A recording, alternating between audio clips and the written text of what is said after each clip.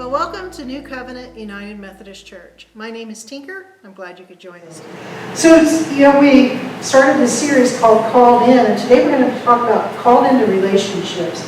And there's 1,000 different types of relationships. So, to be more specific, we're going to talk about mentoring relationships today.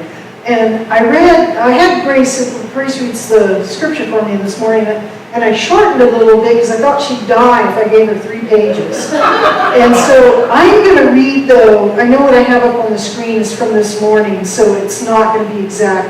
I'm going to read the whole thing today for you guys, so because I think it'll make a little more sense. So it's going to be from 2 Kings, and I'm going to read from it's the 2nd chapter, but I'm going to read from 1 all the way to 14. Now the Lord was going to take Elijah up to heaven in a windstorm, and Elijah and Elisha were leaving Gilgal. Elijah said to Elisha, "Stay here, because the Lord has sent me to Bethel." But Elisha said, "As the Lord lives, and as you live, I won't leave." So they went down to Bethel. The group of prophets from Bethel came out to Elisha. These prophets said to Elisha, "Do you know that the Lord is going to take your master away from you today?" Elisha said, "Yes, I know. Don't talk about it." Elijah said, "Elisha, stay here, because the Lord has sent me to Jericho." But Elisha said, "As the Lord lives and as you live, I won't leave you." So they went to Jericho.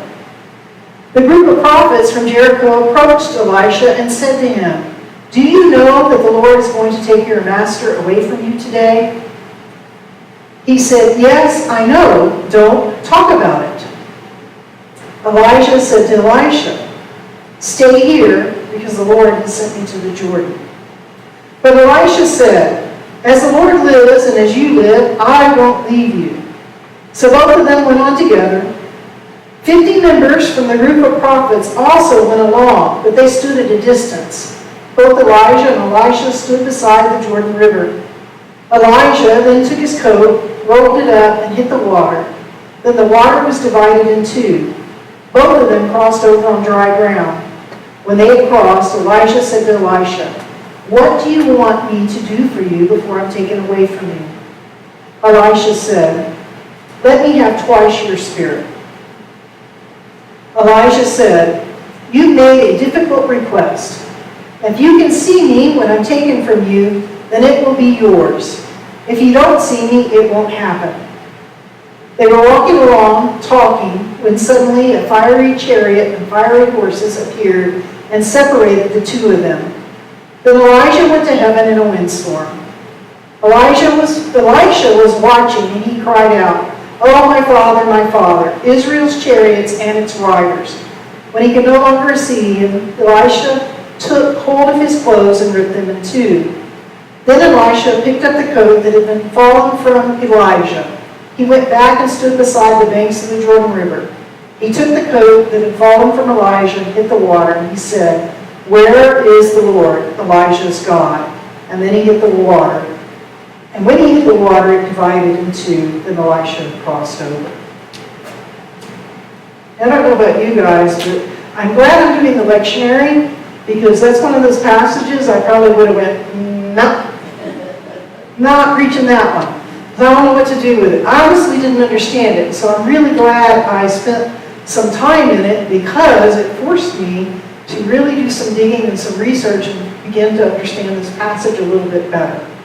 So we have Elijah, who has had Elisha with him for a while. But Elijah's coming to the end of his ministry, and he knows it. And he is now going around, and this is part of what I didn't understand. One thing, why is he going around to these group of prophets? That part I didn't understand. And it occurred to me that he has been mentoring this group of prophets. And he knows he's leaving. So he first goes to the one at Bethel, and he probably shows up and says, "I'm leaving. What do you guys need? What is I can do for you? What questions do you still have unanswered? What things do you need? Because I'm leaving." Now, for some reason, though, they assume that Elijah and Elisha, despite the fact they've been traveling together, don't talk. And they can't wait to go run and tell Elisha that Elijah is leaving. And so that's the first thing they do, it seems, is they run out and tell Elisha, did you know your master's leaving? He's like, well, duh, yes. And I don't want to talk about it. And then Elisha comes and says, now I'm going to go to Jericho, where there's another group of prophets. And it sounds like the same thing happens again. And obviously I'm reading into the text, and I'm just going to admit it, I'm reading into the text here a little bit. But he goes to Jericho, and again, I'm picturing he's showing up and saying, the Lord's taking me. What do you guys need? What can I do for you? How can I help you? Is there anything that is undone? And yet again, somehow they presume that despite the fact Elijah and Elisha travel together, that they don't talk. And they can't wait to run out and again tell Elisha, guess what? Bet you don't know this, but your mentor is going to be taken from you. And he again says, I don't want to talk about it. And now again, Elijah says to Elisha, I'm going to go down to the Jordan River now. Because there's another group there, 50 of them. And I'm going to go talk to them. And he's telling Elisha each time, you can stay here. And Elisha says, no, I'll go with you. He goes with him down to the Jordan River. And the same thing happens again. And I didn't make poor Grace read all of it this morning, just over and over again. But the same exact thing. Where Elijah, I'm presuming he comes, he says his piece, I'm leaving, what do you guys need? What can I do for you before I go? Is there anything left undone, unsaid, whatever? And all 50 of them presume that Elijah and Elisha don't talk. And they can't wait to run and go tell Elisha, guess what? You're never going to guess this. But Elijah's leaving. He's being taken. And of course Elijah says the same thing. So that part has always confused me, but I think I got my handle on that one a little bit now. Elijah knows he's leaving. He's connecting with all these people that he's leaving behind, that he's been mentoring. But he's also got Elisha, who he's been mentoring. But then Elisha asks this really strange thing. And I don't like the way it was translated in this is the CEV. I have the NRSV up there. If you saw it on the end, can you go back a slide? Go back one more. Tell me what I may do for you before I'm taken from you. Elisha says, please let me inherit a double share of your spirit. I think that's a much better translation. But I have to admit that I have always read it the way I just read it to you out of the CEV. The Common English Bible, so that was the CEV. I've always read it and wondered, wow, that's so presumptuous to go to Elijah and say, give me twice the spirit you have. I want even more. I was blown away by that. So I'm so glad I studied this passage and did some research and learned that what he's asking is actually based off the Israelite inheritance customs. So you remember the customs were that the oldest son got a double portion. So if there were 5 sons, there would be 6 portions, and the oldest would get 2 of the portions. And then everybody else would get 1/6. So the oldest got 2/6, and everybody else got 1/6. The reason that they did that was because the oldest son was responsible for taking care of the family. Once the head of the family passed away, the oldest son then came responsible for all, especially the widows in the family. All the widows. The sisters that have been widowed, maybe if his mother's still alive, that widow, whoever has been in this family group Now the oldest son is responsible for taking care of them. And honestly, when I thought about it, I thought, you know what, 2.6 is not enough. That's just not enough. That's a lot of responsibility. So you can understand why the oldest, though, was given a double portion. Because he is going to have all that responsibility. So what Elijah is actually asking is not, give me twice the spirit you have, Elijah. He's asking, give me enough to be responsible and take care of your ministry. I need enough spirit to go and take, I am willing to accept the responsibility of your ministry, but I'm asking that you give me enough. And of course, the enough comes from God, not from Elijah, but he's asking Elijah to petition for him to give me enough. So that's what he's asking. I have much healthier understanding of Elisha now than I did a week ago. I just want to say that. And John David told me this morning, he goes, I always thought he was just kind of presumptuous and how was it? Arrogant. Arrogant, yes. He goes, I always thought he was arrogant.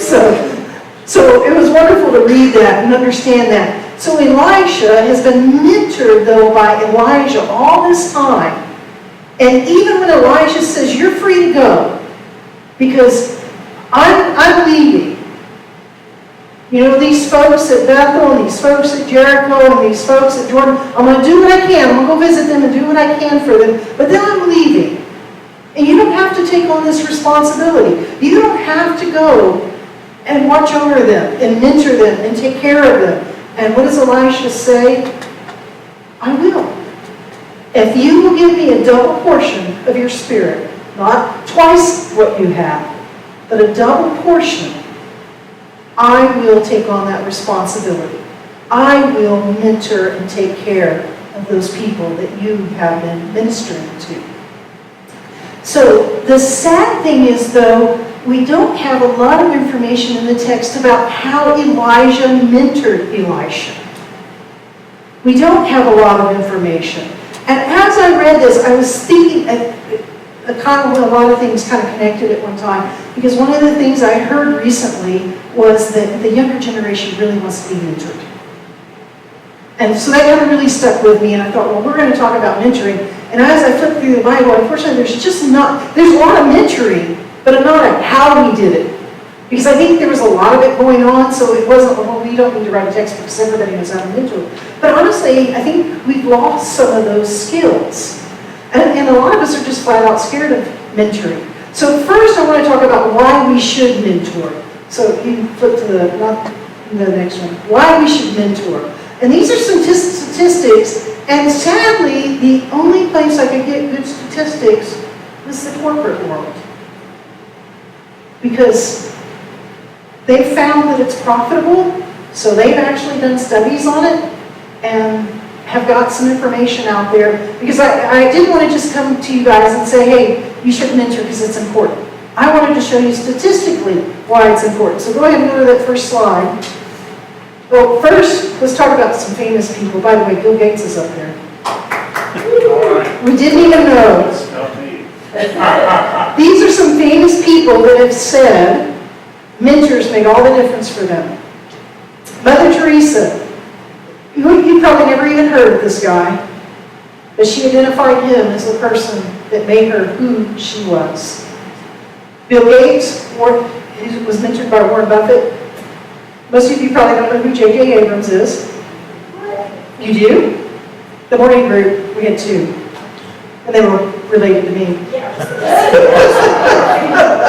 J.J. Abrams is the one that put out the new Star Trek movies and a couple of the new Star Wars movies. So he's an up-and-coming movie director. But he was mentored by Steven Spielberg. And then I love this next one, because I have never heard of Gopal Krishna Gokal. Mahatma Gandhi said that's who made a difference for him, the person that mentored him, and then he in turn mentored Nelson Mandela. So, famous people are willing to say, these super smart people, these super successful people, and I use the word successful not in a corporate sense, because Mother Teresa probably, you know, if you're thinking corporately, Mother Teresa would not make that list. But she was very successful at what she did. Very successful, and so was Gandhi. And yet they all attribute the fact that having a mentor made a difference. A lot of the people I researched that were talking about mentors said the thing that most made them successful was somebody saying to them, hey, you're good at that. Hey, you're good at that. And that's why they started down the path they went down. And they were then mentored. But let me show you some statistics too of why we should think about mentoring. And this, like I said, it's corporate world. 93% of mentees saying being mentored is valuable. Now, I know you're probably thinking, well, it really doesn't say much. But I'll be honest, for those of us that have started programs in churches or we've started programs at work, after a year, if you surveyed everybody, half the people aren't even in the program anymore, and only a quarter of them would probably say, it's like, why do we even do that? I don't know why we do that, it's just a waste of my time. But 93% of people that are mentored said it was very valuable. Those companies that put in mentoring programs had a 50% increase in their employee retention rate. So whatever their current rate was, it went up by 50% compared to those that did not have a mentoring program. And if you think about that from a church standpoint, if mentoring would help people stay connected to God, if it would increase that connection by 50%, is that not worth doing? Mentoring. I love the next couple. 84% of the Fortune 500 companies, you know Fortune 500, right? The 500 most profitable companies. 84% of them have a mentoring program. Of the top 50 of those 500, 100% of them have a mentoring program. And they're profitable, and they don't waste money. So they have a mentoring program because it works. It makes a difference. It has value. So go to the next one. They also surveyed mentees, the people being mentored, and they said, and I probably miswrote that first one, of those that were mentored, they were 25% more they had a 25% chance of having a higher pay rate compared to 5% that weren't mentored. So those that weren't mentored, only 5% of them got a pay rate. Those that were mentored, 25% of them. I put a 20% difference, but I don't think that's the right way to write it. Those that were mentored were 5 times more likely to get promoted. That's pretty significant. 5 times more likely to get promoted. And I love the next one. I think this one is really powerful. For minorities and women, those that are in mentoring programs, the companies that have mentoring programs, they have 24% of their leadership is represented by minorities and women versus 9% of the companies that do not have mentoring programs. So it's a pretty significant difference of noticing talent in women and minorities when they have mentoring programs. So, next slide. This is the one, though, that made me go down this road because talking to, we've been doing some stuff in school talking about, and we've talked a lot in this church, we need younger people. How do we get younger people in here? But they're not interested in coming to church, right?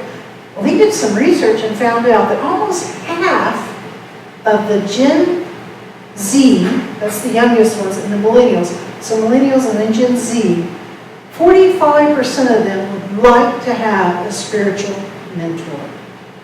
45% would like to have a spiritual mentor, even though they don't go to church.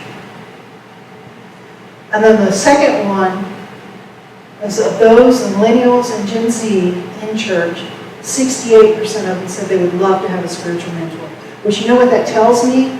Is they don't have one. They don't have one.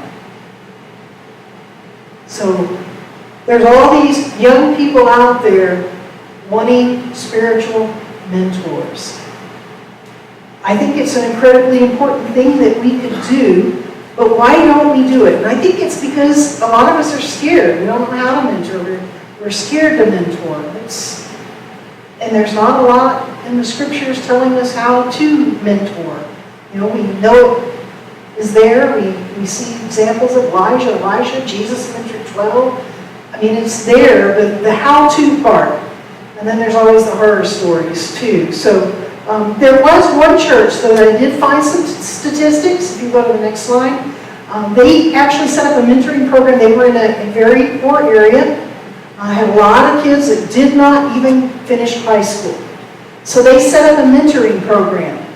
And what they discovered is the kids that they mentored versus the kids that did not sign up in their mentoring program. So these are all church-going, and I'll say that from the get-go, they're all church-going kids.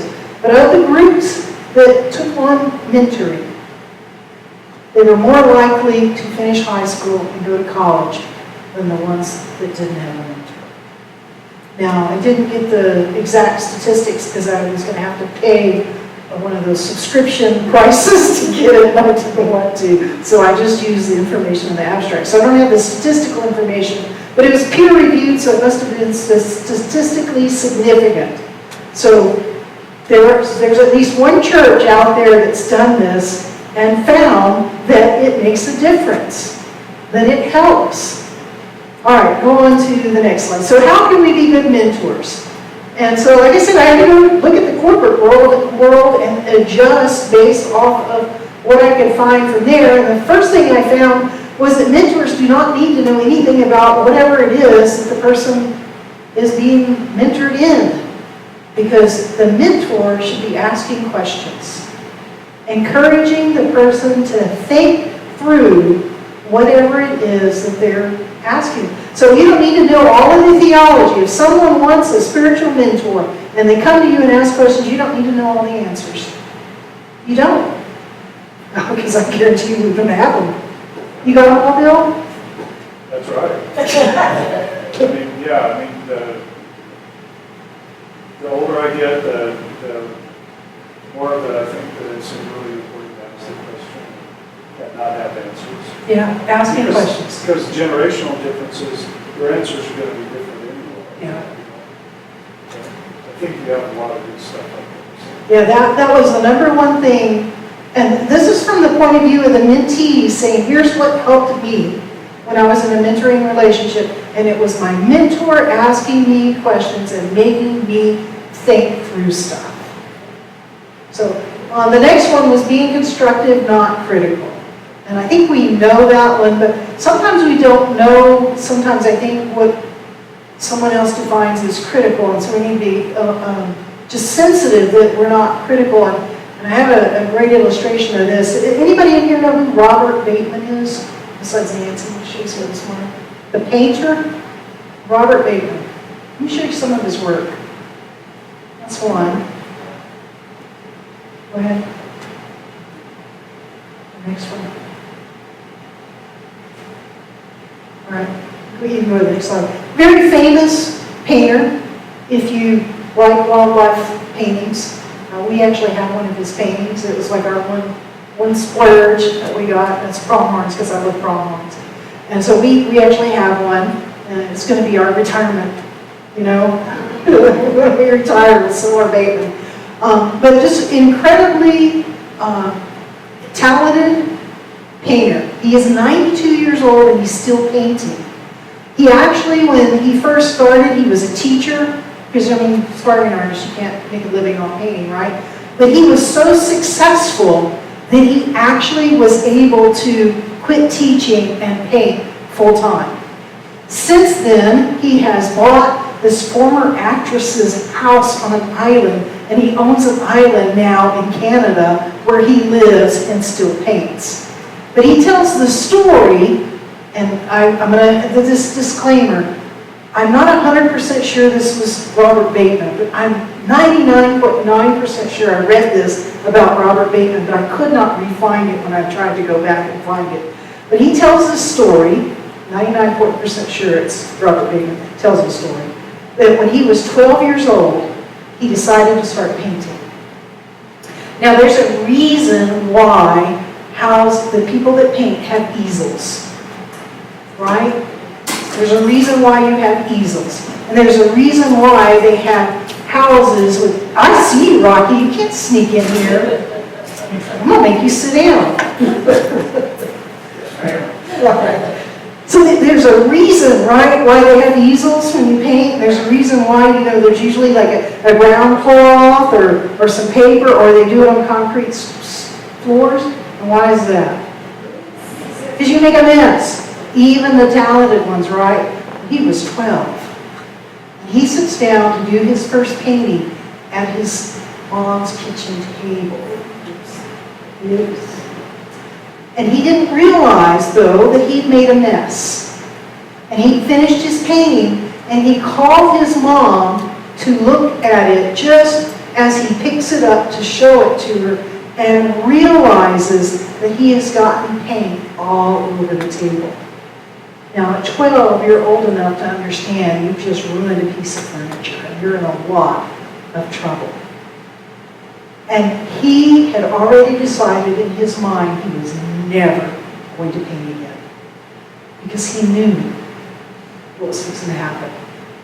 And his mom came over and just started complimenting his work, asking, she wasn't a painter, but she just started asking him questions about his painting and what kind of light he was trying to capture and why he picked certain colors, and never said a word about the stuff that he had gotten on the table. So that being constructive and not critical can make a difference. Mentors, a lot of people equate mentorship with coaching, but there's actually a difference. A mentor doesn't necessarily need to know the skills of the person that they are mentoring. But they can share their skills and their experience and their knowledge. There's no reason not to share. But you coach the potential of the mentee. And part of that goes into this next one, realizing the uniqueness of the mentee. Do not try to make them into a mini you. We don't need any more tinkers anyway, right? We just don't need anymore. But a lot of people try to make another me, a mini me. You know, and sometimes it's because they see some of the same talents and it excites them, and then they just try to groom that person to be like them. But part of being a good mentor is just recognizing that you're a different person and you're unique, and all you want to do is coach their potential. You know, point out their strengths. Of course, listen. That goes either way, right? And then let the mentee make their own decisions, and not get mad or upset when they do make their own decisions. So, going along with that, though, how can they be a good mentee? If we're the one being mentored, well, ask questions and listen. Listen to the guidance, and then show up. This is, by the way, from the mentor's point of view. These were the things mentors said. And one of the things they said that was frustrating for them is when people showed up physically, but they weren't there. They had like 1,000 things on their plate, and it was obvious they were sitting on their phone, you know, making their schedule and grocery list for next week. You know, respect your mentor's time. You know, recognize that your mentor has things to do and a life to live, and just respect it. And then the mentee, a lot of mentors talk about trying to make those connections can sometimes be a little bit hard. So it's the mentee's responsibility to go to the mentor and make the connections, so set up the time. And then finally, know what you want to talk about. Have some thoughts. What do you want to ask your mentor? There's a reason why you picked that person to be your mentor. So ask the questions. Know what you want to talk about. I wish that we had more information of what went on between Elijah and Elisha. The one thing we can see is that Elisha stayed with Elijah. Even when Elijah said, "You're free to go," he stayed with him and followed him through his ministry. But I would love to have more information. And this is honestly a sermon that I think should have been about 5 parts, and I need to do more research on. But as I did it, I really think that it's something. I've shied away from being a mentor. I don't think I know anything to be a mentor. But that Bateman story made me rethink it. It made me really rethink. I don't need to know a lot to be a mentor. So I encourage all of us, though, to think about mentoring somebody. If there's 45% of the younger generation would like to have a spiritual mentor, there's a lot of us that could do that. And we don't have to have all the answers. Amen.